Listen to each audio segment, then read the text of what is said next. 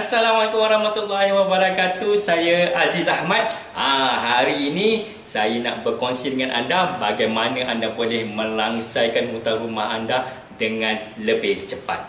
Okey, right. So, sebelum saya pergi kepada tekniknya bagaimana kita boleh melangsaikan hutang rumah kita dengan lebih cepat, kita perlu faham konsep pinjaman rumah kita. Okey, so pinjaman rumah kita ni dia ada dua komponen utama.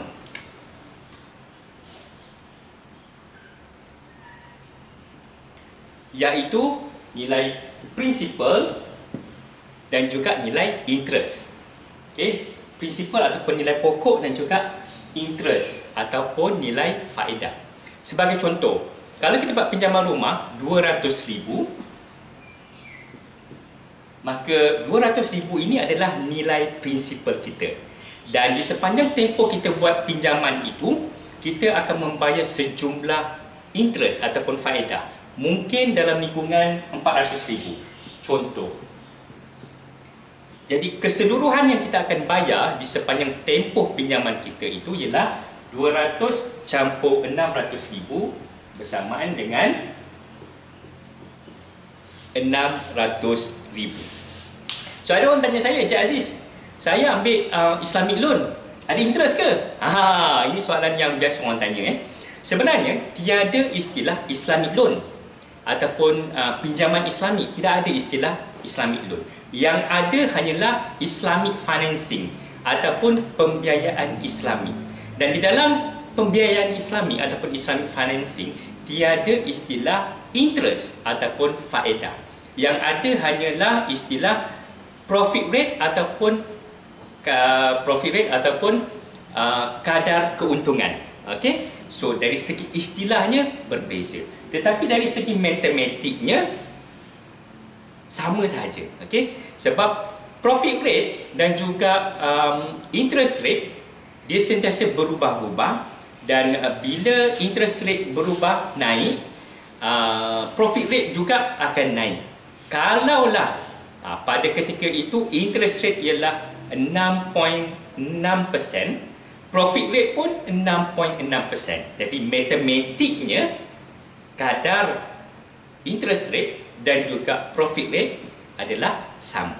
Okey? So, apa yang saya terangkan ini adalah applicable untuk conventional loan dan juga Islamic financing. Okay? Jadi kalau anda membuat pembiayaan Islami ataupun Islamic financing, apa yang saya akan terangkan pada hari ini pun diguna pakai dan apply untuk pembiayaan anda. Baik, so berbalik kepada ini. So, pinjaman kita ada nilai principal dan juga nilai interest ataupun principal dan juga profit rate, okay, untuk pembiayaan Islam. Jadi setiap bulan kita akan membuat ansuran bulanan. Okay? Sebagai contoh, dalam kes ini mungkin setiap bulan kita bayar RM1,000. Dan daripada RM1,000 yang kita bayar setiap bulan itu, jumlah RM1,000 itu juga akan dibahagikan kepada principal dan juga interest. Saya ambil contoh.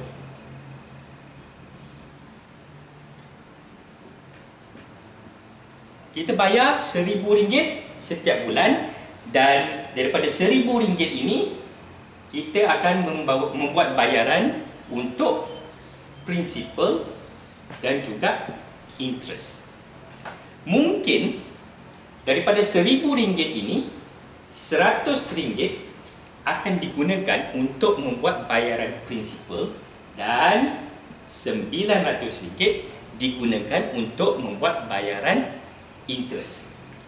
Jadi apa berlaku kepada baki pinjaman rumah kita bila kita membuat bayaran ansuran sebegini? Kita lihat sini prinsipal ini adalah baki pinjaman rumah kita. Saya zoomkan di kawasan prinsipal ini sahaja.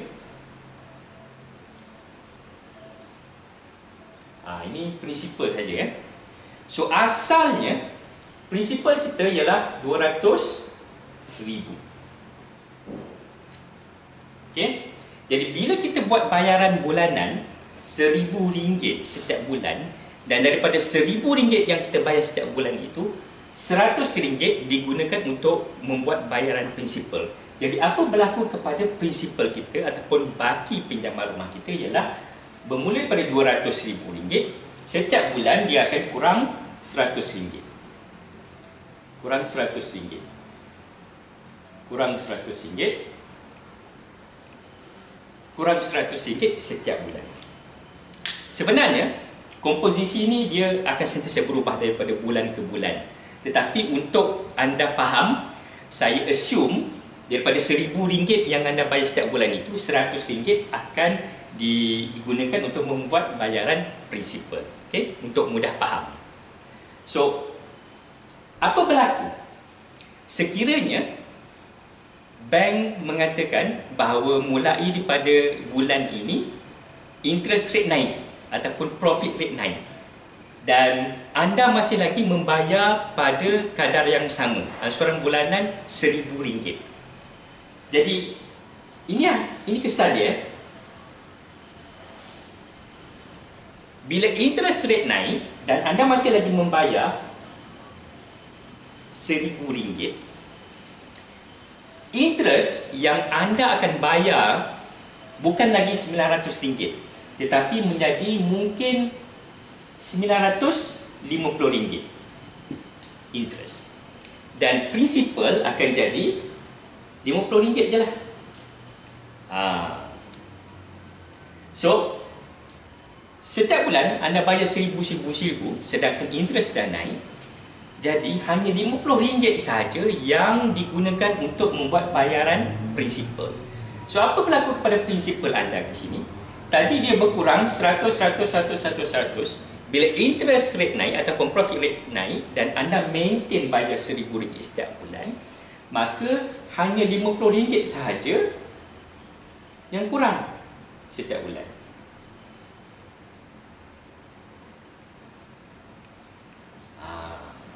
Jadi dia jadi lambatlah habis. Okay. So, kalau kita lihat graf loan rumah kita,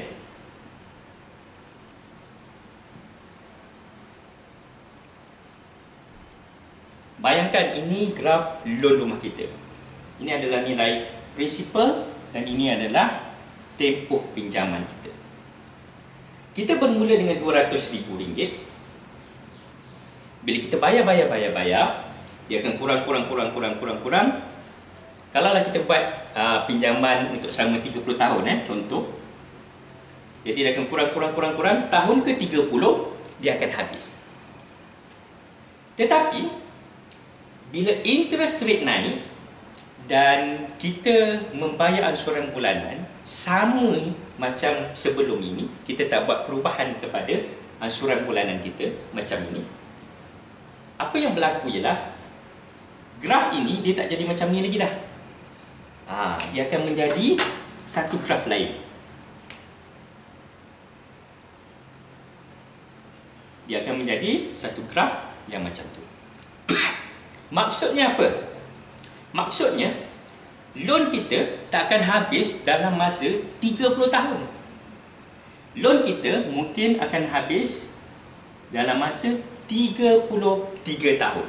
Lebih panjang daripada apa yang kita jangkakan. Dan ini adalah jumlah interest yang kita bayar. Sebagai contoh, kalau kita buat 30 tahun, prinsipal RM200,000, mungkin interest yang kita akan bayar ialah RM180,000. Tetapi, bila interest rate naik ataupun profit rate naik, dan kita maintain bayar RM1,000, loan kita akan jadi lebih panjang, mungkin ke 33 tahun, dan interest rate kita juga menjadi lebih banyak, mungkin RM280,000. Jadi kita rugi dua perkara. Kita rugi dari segi tempoh pinjaman dan kita rugi dari segi jumlah interest ataupun profit rate yang kita akan bayar. Now imagine jika 6 bulan selepas itu bank kata interest rate naik lagi dan anda masih lagi membayar sama juga RM1,000 setiap bulan. So, apa berlaku kepada pinjaman anda?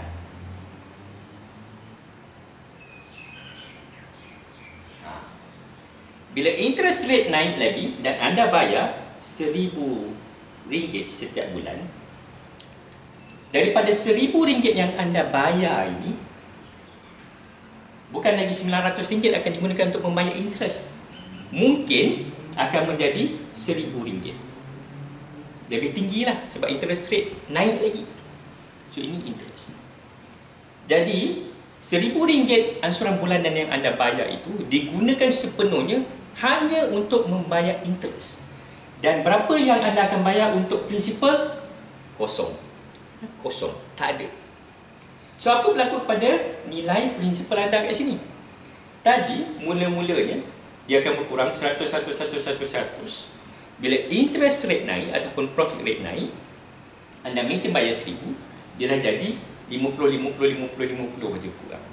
Bila interest rate naik lagi dan anda maintain juga bayar RM1,000, dia dah, principal ni dia dah tak berkurang lagi dah. So, principal ni, baki pinjaman anda seolah-olah berhenti di situ. Maksudnya, anda bayar setiap bulan, tetapi baki hutang rumah anda ni tak bergerak, tak berkurang pun. Bayar RM1,000, bayar RM1,000, bayar RM1,000, bayar RM1,000, tetapi baki pinjaman maintain aja macam tu. Kerana tiada jumlah yang ditolak untuk nilai prinsip. Alright? Dan apa berlaku kepada graf pinjaman rumah anda ni? Bila interest rate naik lagi dan anda maintain bayar macam biasa RM1,000,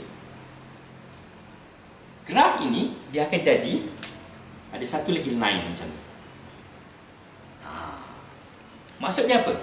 Maksudnya loan anda akan extend lebih panjang lagi. Mungkin menjadi 40 tahun. Jadi dia extend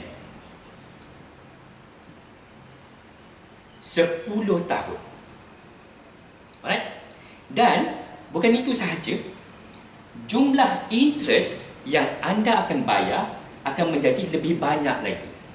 Dia bukan lagi jadi RM280,000, mungkin dia menjadi RM400,000.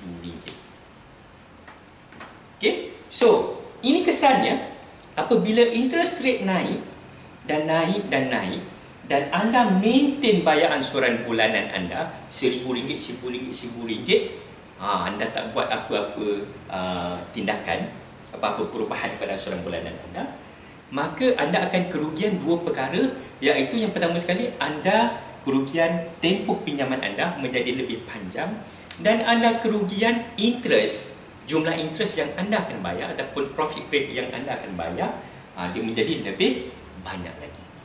So, bagaimana nak mengatasi masalah ini? Bagaimana kita nak menjimatkan interest dan juga kita nak menjimatkan masa tempoh pinjaman kita. Okey. So, ini caranya. Saya padam dulu.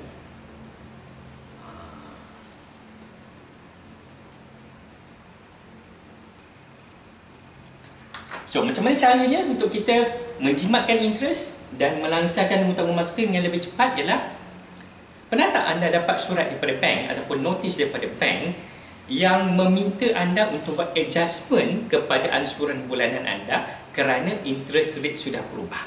Okay? So, apa anda buat kalau anda dapat notis ataupun surat daripada bank meminta anda buat adjustment kepada ansuran bulanan anda? Okay, ini tips daripada saya. Bila anda dapat surat ataupun notis daripada bank yang minta anda untuk membuat adjustment kepada ansuran bulanan anda kerana interest rate dah berubah, apa yang anda perlu buat ialah anda perlu ikut nasihat bank dan bayar seperti mana yang bank nasihatkan anda. Sebagai contoh, selalunya anda bayar RM1,000 setiap bulan, tetapi apabila interest rate naik ataupun profit rate naik, bank kata, bank nasihatkan anda untuk anda bayar RM1,100. So, apa berlaku?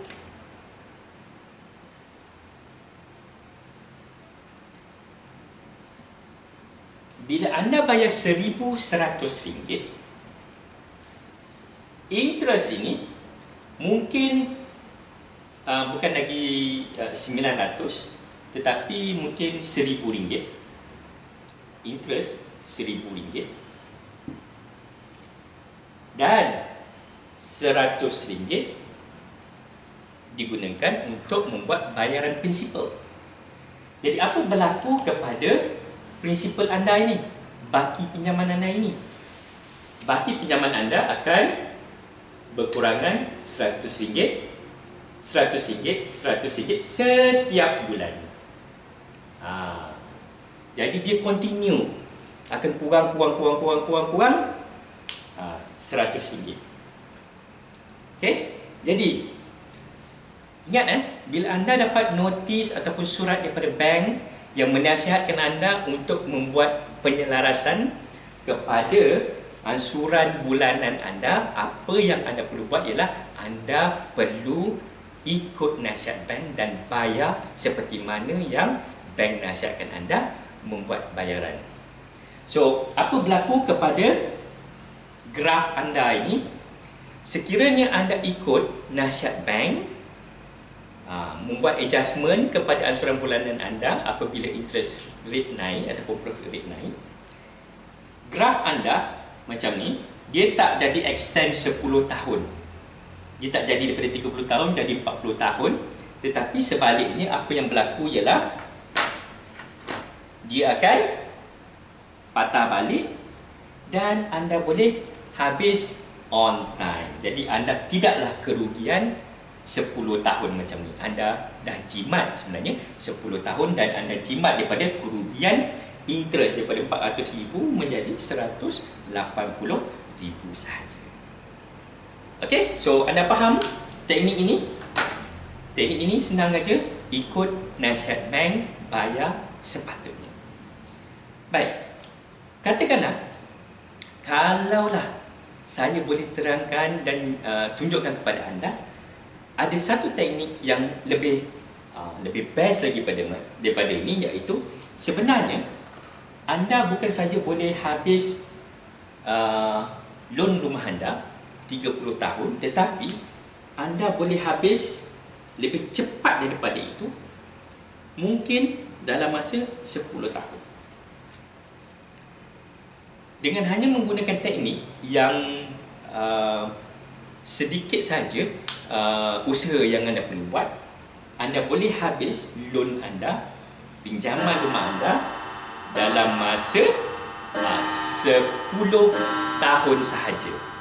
Okay? Dan bukan itu sahaja, daripada 30 tahun menjadi 10 tahun, bukan itu sahaja, anda juga boleh menjimatkan interest lebih banyak lagi.